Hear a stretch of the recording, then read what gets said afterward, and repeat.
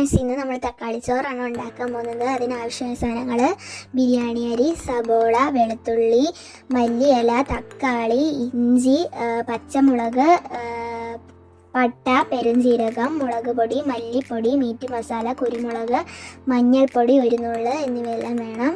അതിനുശേഷം നമ്മൾ ഇഞ്ചിയും വെളുത്തുള്ളിയും പേസ്റ്റ് ആക്കണം. പേസ്റ്റ് വാങ്ങിയതാണേലും കുഴപ്പമില്ല, നമ്മൾ വീട്ടിൽ ഇടിച്ചെടുക്കുന്നതാണേലും അരച്ചെടുക്കുന്നതാണേലും കുഴപ്പമില്ല കേട്ടോ. അതിനുശേഷം നമ്മളാണെങ്കിൽ ബിരിയാണി അരി വേവാൻ വെച്ചിട്ടുണ്ട്. അതിലേക്ക് ഒരു പട്ട ഇട്ട് കൊടുക്കുന്നത് നല്ലതായിരിക്കാം. അത് കഴിഞ്ഞ് നമ്മൾ പച്ചക്കറികളും എല്ലാം അരിഞ്ഞു വെച്ചിട്ടുണ്ട്. അതിനുശേഷം നമ്മൾ വഴട്ടാൻ വെക്കുന്നുണ്ട്. അപ്പോൾ ഒരു ഉള്ളിയിലേക്ക് വെളിച്ചെണ്ണ ഒഴിച്ചു കൊടുക്കുന്നുണ്ട്. വെളിച്ചെണ്ണ ഒഴിച്ച് ചൂടായി കഴിയുമ്പോൾ അതിലേക്ക് കടുക് ഒരു ടേബിൾ സ്പൂൺ ഇട്ട് കൊടുക്കാം. കടുക് നന്നായി പൊട്ടിയതിന് ശേഷം കറിവേപ്പില ഇട്ട് കൊടുക്കാവുന്നതാണ്.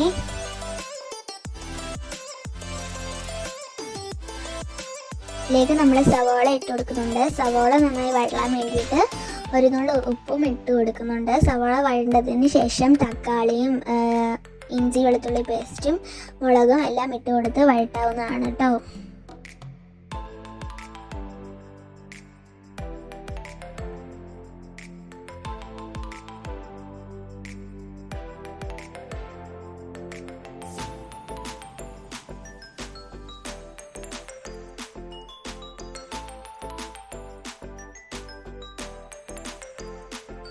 നന്നായി വഴണ്ട് വന്നിട്ടുണ്ട്. അതിലേക്ക് മുളക് പൊടി, മല്ലിപ്പൊടി, മീറ്റ് മസാല, കുരുമുളക് പൊടി, മഞ്ഞൾപ്പൊടി എന്നിവയെല്ലാം ഇട്ട് കൊടുക്കാവുന്നതാണ് കേട്ടോ.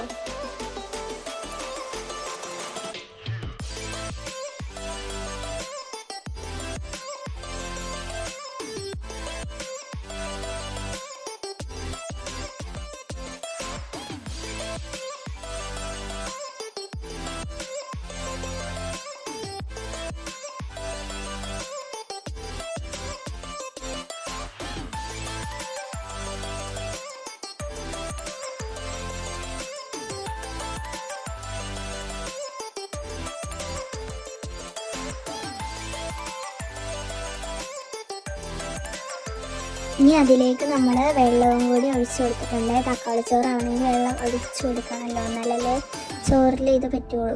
ചോറ് നമുക്ക് വെന്ത് കിട്ടിയിട്ടുണ്ട്. അത് നമ്മളൊന്ന് ഇങ്ങനെ ഇളക്കിയിട്ട് ഗ്രേവിയിലേക്ക് ഇട്ട് ഒന്ന് മിക്സ് ചെയ്യാം. എന്നിട്ട് അതിന് മുകളിലേക്ക് മല്ലിയില ഇടാവുന്നതാണ്.